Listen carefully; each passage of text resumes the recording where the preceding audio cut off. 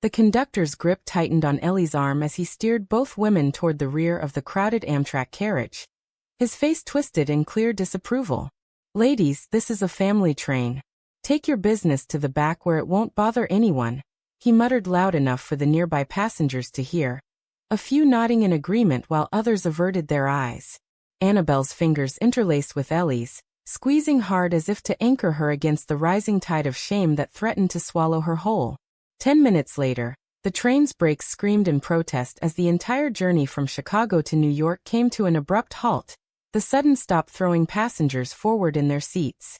It was the moment a single voice from the crowd cut through the murmurs, revealing the one secret that could unravel both their lives. Ellie stared out the rain-streaked window, her heart pounding in sync with the slowing wheels. The car smelled of coffee and damp coats, the kind of ordinary Monday morning that should have been uneventful. They had chosen the train for the long ride to give themselves time to talk, to plan how to handle the upcoming family gathering without raising suspicions. Annabelle, ever the optimist, had laughed about it earlier, calling it their secret getaway on rails. But now, with the stairs burning into their backs, Ellie wondered if the past had finally caught up in the worst way possible. The incident had started innocently enough. They had been sitting in the middle section, knees touching under the tray table, sharing a quiet smile over a shared earbud playing their favorite playlist. A quick brush of lips, nothing more than a second of affection to reassure each other amid the stress of the trip. But the older woman across the aisle had gasped, clutching her pearls, and within seconds the whispers spread like wildfire. "Disgusting," someone had hissed. The conductor, alerted by the complaint, had appeared like a judge delivering sentence. Now here they were, shoved to the last row where the seats were worn and the light flickered. Annabelle turned to her, her blue eyes flashing with anger rather than the hurt Ellie expected. "This is exactly what you were afraid of, isn't it? The same reason you pushed me away all those years ago." Her voice was low but sharp, cutting through the hum of the idling train. Ellie felt the old wound reopen, the guilt she had buried under layers of denial and forced normalcy. She wanted to argue, to say it was different now, but the words stuck in her throat as memories flooded in unbidden. It had been a warm spring evening in Berkeley 10 years ago when Ellie first saw Annabelle. The campus party was loud and chaotic, filled with students celebrating the end of finals. Ellie, the straight-A pre-law student from a strict Midwestern family that had relocated to California for her father's political ambitions, had only come because her roommate dragged her. She was the picture of the perfect daughter, long dark hair neatly styled, conservative blouse buttoned high, always smiling for the family photos her mother sent to relatives back home. But when Annabelle approached, offering a plastic cup of punch with a grin that lit up the room, something shifted. Annabelle was everything Ellie wasn't allowed to be. Free-spirited, blonde hair tousled from dancing, an art major with paint stains on her jeans and a laugh that made the world feel lighter. They talked for hours that night, about dreams and fears, about the pressure of expectations. By the end of the week, they were inseparable, stealing moments between classes in hidden corners of the library, exchanging notes that spoke of feelings neither had named yet. The first kiss happened under the stars at a rooftop gathering, tentative and electric, sealing what Ellie knew in her heart was real. For 6 months their love grew in secret, a beautiful bubble away from the world. Annabelle would sketch portraits of Ellie in her dorm, capturing the vulnerability she hid from everyone else. Ellie, in turn, found herself opening up about the suffocating expectations from her senator father and devout mother, who preached traditional values at every dinner. "One day we'll tell them," Ellie had whispered during one late-night phone call, believing it with all her young heart. But the bubble burst the day her mother found the hidden letters in her backpack during a surprise visit. The confrontation was brutal, tears and accusations flying in their family home overlooking the bay. "This is not who you are, Eleanor," her mother had sobbed. "It's a phase, a mistake. Think of your father's career, the church, our family name." Her father, already rising in polls with his conservative platform, had laid down the law. Break it off or lose everything: tuition, support, inheritance. Ellie had crumbled under the weight, the fear of disappointing them too great. She had called Annabelle that night, voice breaking as she repeated the words drilled into her. "It was just a phase, Annabelle. I'm not like that. We can't do this anymore." The pain in Annabelle's voice still haunted her dreams, the way she had begged for an explanation before hanging up in tears. Ellie had then dated a boy from her study group for appearances, smiling through family dinners while her heart shattered quietly. Back in the present, the train's sudden stop jolted Ellie from the memory. Passengers were murmuring louder now, phones out as they tried to figure out the delay. Annabelle's hand was still in hers, but the grip had loosened slightly, as if waiting for the inevitable retreat. "You never really faced it, did you?" Annabelle whispered.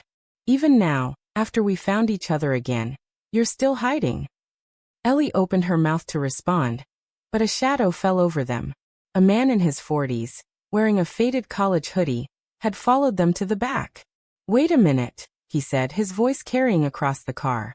"I know you. You're Eleanor Hayes, the senator's daughter. The one who stood on that stage at the Family Values rally and told the whole crowd it was just a college experiment." The man's words landed like a slap, loud enough that heads turned and phones rose higher. Ellie's stomach dropped. She recognized him now, Ryan, the quiet guy from her political science seminar who had always kept to himself. He had been there the day her father's campaign team coached her on what to say, the day she had publicly erased Annabelle to save the family name. Annabelle's face went pale, then flushed with a mix of fury and old grief. "You don't get to do this," she said to Ryan, voice steady despite the tremor Ellie could feel through their joined hands. "This is our life, not your gossip." But Ryan wasn't finished. He pulled out his phone, scrolling until he found the old clip, the one that had circulated on local news 10 years ago. Ellie's younger self filled the small screen, microphone in hand, eyes downcast as she recited the script. "I was confused. Annabelle was a friend, nothing more. My faith and my family helped me see the truth." The passengers nearest them leaned in, whispers turning to open comments. "That's her. No wonder the senator used her story. Poor girl, brainwashed." The train remained motionless on the tracks outside a small Illinois town, the conductor on his radio trying to explain the unexplained stop. Ellie's mind raced back again, the memory sharper now. After the breakup call, she had thrown herself into the role her parents demanded. She attended church events, smiled for cameras, even spoke at a youth group about choosing the right path. Annabelle had left Berkeley that summer, transferring to an art school in New York without a goodbye. Ellie had tracked her online for years, watching from afar as Annabelle built a quiet life as a graphic designer, never posting about relationships, never tagging anyone. Then 18 months ago, Annabelle had moved back to Chicago for a job. Their paths crossed at a coffee shop near the lakefront. One hesitant hello turned into hours of talking, then weeks of cautious reconnection. They agreed to keep it hidden. Ellie's mother still sent weekly texts reminding her to honor your father's legacy. And the upcoming wedding of Ellie's sister was supposed to be the perfect cover for a respectable life. Now that careful secrecy was crumbling in a train car full of strangers. Ryan kept talking, feeding the growing crowd details Ellie had tried to forget. Her dad used her confession in every speech, said she was proof that prayer works. Then he died last year and suddenly she's back with the same woman. A middle-aged woman too rose up, shook her head. "That's not right. People change." Another voice countered. "Love is love, leave them alone." The divide split the car like a fault line. Ellie felt the old panic rising, the same suffocating pressure that had made her betray Annabelle the first time. Annabelle stood up slowly, pulling Ellie with her. "We don't owe any of you an explanation," she said clearly. But Ellie could see the hurt beneath the defiance, the same hurt she had caused a decade earlier. The conductor finally pushed through the crowd, face red. "Everyone calm down. We've got orders from headquarters to hold until this is sorted." Ellie's phone buzzed in her pocket, her mother's name on the screen. She silenced it, but the vibration felt like judgment itself. Ryan smirked, satisfied. "See? Even now she's scared." The train sat silent on the tracks, rain tapping the roof like impatient fingers. Ellie looked at Annabelle, really looked, seeing the woman who had waited 10 years for her to grow brave enough to choose. The flashbacks kept coming in flashes. The night they had danced in Annabelle's tiny apartment to old records, the morning Ellie had woken up wrapped in her arms and felt, for the first time, completely herself. Then the night she had ended it, the sound of Annabelle crying on the other end of the line still echoing. "You're right. Ellie said suddenly, surprising even herself. I am scared. But not for the reasons you think. Before she could explain, another passenger, a young woman with a laptop, stood up. I just posted the video of what the conductor did. This is going viral. The murmurs turned into a roar. The train still wasn't moving. The conductor's radio crackled again. But this time the voice on the other end was sharper. Central Command wants a full report, passenger names, incident details now. He glanced at Ellie and Annabelle with new unease, as if realizing the situation had escalated beyond a simple complaint. Ryan, still hovering, crossed his arms. Told you. The senator's daughter on a train with her ex. People are going to have opinions. Ellie's legs felt unsteady as she faced the growing circle of onlookers. Some held phones high, recording. Others simply stared with that familiar mix of curiosity and condemnation she had seen in her father's campaign crowds. Annabelle stepped slightly in front of her, protective in a way that made Ellie's chest ache. This isn't a show, Annabelle said, voice carrying. We're two adults who love each other. The rest is none of your business. A man in a business suit snorted. Love? In public? On a family train? His wife elbowed him, but the damage was done. The word disgusting floated again from somewhere near the front. Ellie felt the past and present collide harder. She remembered the exact day her father had sat her down after the public statement. You did the right thing, Eleanor. The party needs families like ours, strong, traditional. He had never asked how she felt, only whether the cameras had caught her best angle. Her mother had baked her favorite pie that night as a reward, as if heartbreak could be sweetened away. Meanwhile, Annabelle had disappeared from every group chat, every campus event, leaving Ellie to navigate the emptiness alone. She had graduated, moved to Chicago, built a career as a corporate lawyer specializing in family mediation. Ironic, given how broken her own family bonds felt. She had dated men, short and polite relationships that never touched the depth she had known with Annabelle. Then the coffee shop reunion had happened, and for the first time in years Ellie had allowed herself to hope. Now hope was being tested in the harshest spotlight. The young woman with the laptop looked up from her screen. It's everywhere already. #train discrimination trending. Someone tagged the railroad's official account. The conductor paled. Ma'am, we need everyone to stay seated. Corporate is sending a team to the next station. But the train still sat motionless, the delay stretching into something bigger. Annabelle turned to Ellie, eyes searching. Tell me you're not going to do it again. Tell me you won't walk away when the cameras turn on. The question hung between them, heavy with every unsaid apology from the last decade. Ellie opened her mouth, but Ryan interrupted. She did it before, why not again? Her dad's obituary even mentioned her brave testimony. Bet that felt great, huh? The words stung because they were true. Ellie had read that obituary, had cried alone in her apartment, realizing the lie she had lived was now carved in stone. She had called Annabelle the next day, the first time in years, and they had talked for 4 hours. That conversation had led to secret dinners, late-night walks along the lake, and eventually this train ride to face Ellie's sister's wedding together. Still hidden, still fragile. A new voice joined the fray, an older black woman who had been quiet until now. Leave them be. I lost my wife to cancer 10 years ago because we couldn't even hold hands in public without fear. This ain't new. Her words shifted the energy slightly. A few passengers nodded, others looked uncomfortable. The divide deepened. Ellie felt the moral weight pressing on her chest, the same weight that had crushed her at 22. Back then she had chosen family over love. What would she choose now? Her phone buzzed again, her mother this time with a voicemail. Ellie didn't listen, but she could imagine the tone. Disappointment wrapped in prayer. Annabelle's hand found hers once more. Whatever happens next, we face it together. No more hiding. Ellie nodded, but the fear was still there, old and familiar. The train remained stopped, the rain now pouring harder, as if the sky itself was holding its breath. The corporate team arrived by car at the roadside halt 20 minutes later. 2 men in crisp suits and a woman holding a tablet, all looking like they had been yanked from a board meeting. The conductor practically ran to them, gesturing wildly at the car where Ellie and Annabelle stood. Passengers pressed against windows, filming the new drama. Ryan had finally sat down, but the damage was done. His revelation had spread through the train like smoke. Ellie watched the suits approach and felt the old script rising in her throat, the one where she apologized, minimized, promised it was a misunderstanding. But Annabelle's steady presence beside her changed the equation. She remembered the night after the breakup when she had driven to Annabelle's dorm only to find the room empty, a single sketch left on the desk. Ellie's face half-finished, eyes full of the love she had just denied. That sketch still lived in a box in Ellie's closet, pulled out on bad nights.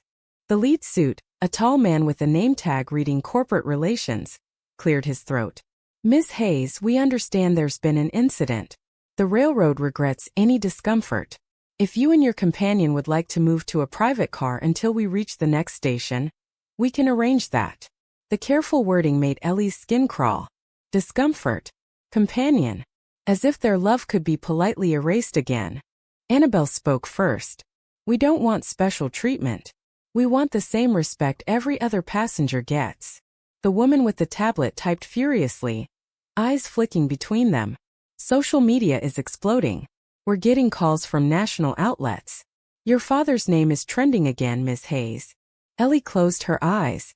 Of course it was.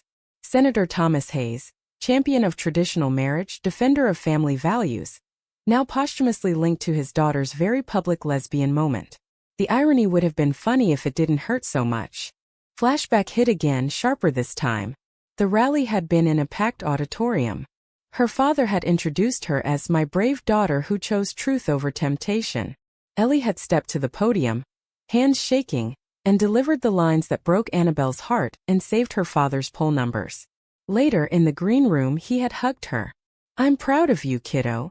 She had smiled because that was what good daughters did, even while her soul fractured. Back on the train the corporate woman continued. "We can issue a statement saying it was a misunderstanding if you'd prefer." Ellie looked at Annabelle, really saw her. The woman who had rebuilt her life after being discarded, who had welcomed Ellie back without demanding explanations, who was still willing to fight. "No statement," Ellie said quietly at first, then louder.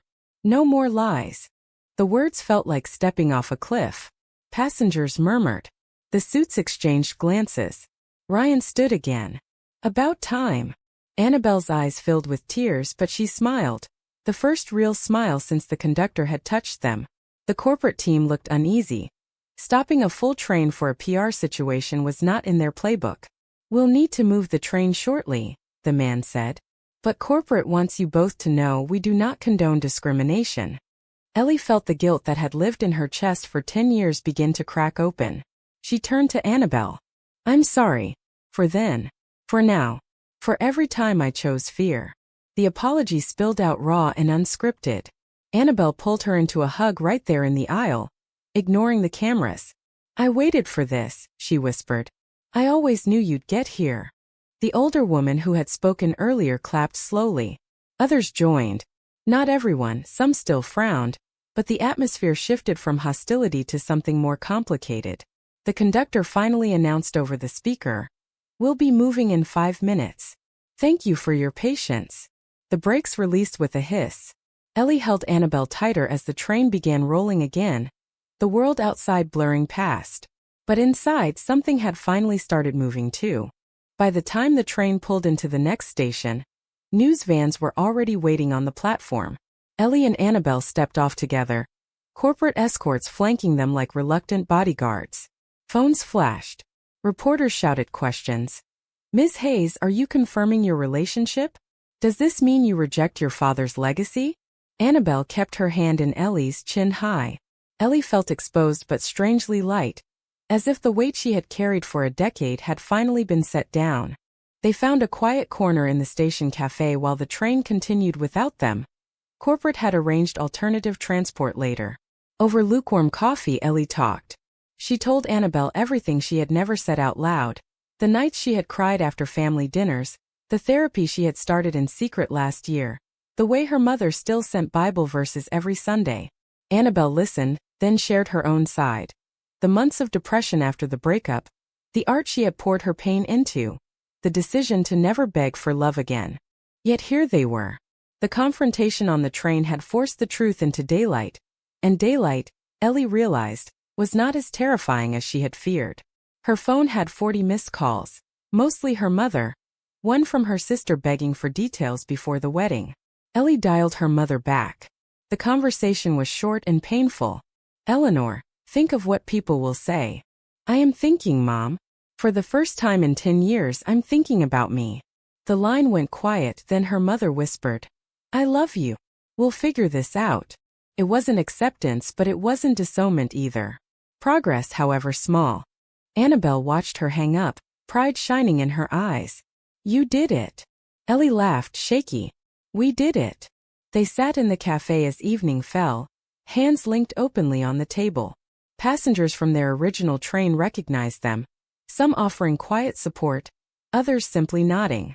The viral videos had split the internet, half calling Ellie brave, half calling her a traitor to her father's memory, but the noise felt distant now. Later that night in a hotel near the station, Ellie pulled out her laptop and drafted a statement. Not for corporate, not for the press, but for herself. She read it aloud to Annabelle. 10 years ago I let fear speak for me. Today I choose love. My name is Ellie Hayes, and I am proudly in love with Annabelle Carter." Annabelle's eyes glistened. "Post it when you're ready." Ellie hit publish at midnight. The response was immediate, but she turned off notifications and turned to Annabelle instead. They talked until dawn, about the wedding they would now attend together, about future plans that no longer needed shadows. The next morning the train company issued its own apology, citing policy violations and promising sensitivity training. Ellie and Annabelle declined further interviews. They simply boarded the next Amtrak, this time sitting wherever they wanted, hands visible, hearts open. The journey continued, but the real trip, the one from denial to truth, had already reached its destination. Weeks later, Ellie stood in her sister's backyard in suburban Chicago, Annabelle beside her in a simple blue dress that matched her eyes. The wedding had gone on despite the media storm, and Ellie had walked her sister down the aisle as promised. Her mother had hugged her tightly at the reception, whispering, "I'm trying to understand."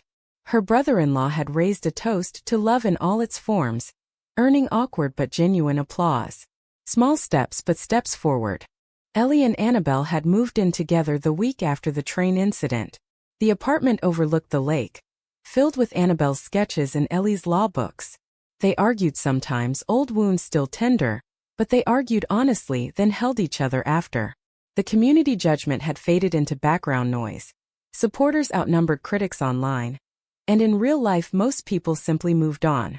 Ryan had even sent a short message of apology after seeing the statement. Ellie had replied with one word. "Accepted." Looking back at the train now felt like viewing another lifetime. The shove to the back car, the sudden stop, the stranger's revelation, all of it had been the catalyst Ellie needed. She no longer carried the guilt like a secret tattoo. She wore her truth like the ring Annabelle had slipped onto her finger 2 nights earlier in a quiet proposal by the water. No fanfare, just 2 women who had waited 10 years to say yes without fear. At the reception, Ellie pulled Annabelle onto the dance floor under string lights. They swayed slowly, foreheads touching, ignoring the few lingering stares. "Remember when we thought we'd never get this?" Annabelle murmured. Ellie smiled. "I remember. And I'm never letting fear take it again." Later, as guests left and the music softened, Ellie thought about the question that had haunted her since the train stopped. She had denied love once to protect her family. The cost had been almost everything. Now she knew the price of silence was higher than any backlash. True or false? Family pressure can ever truly justify breaking a heart that was never yours to break in the first place?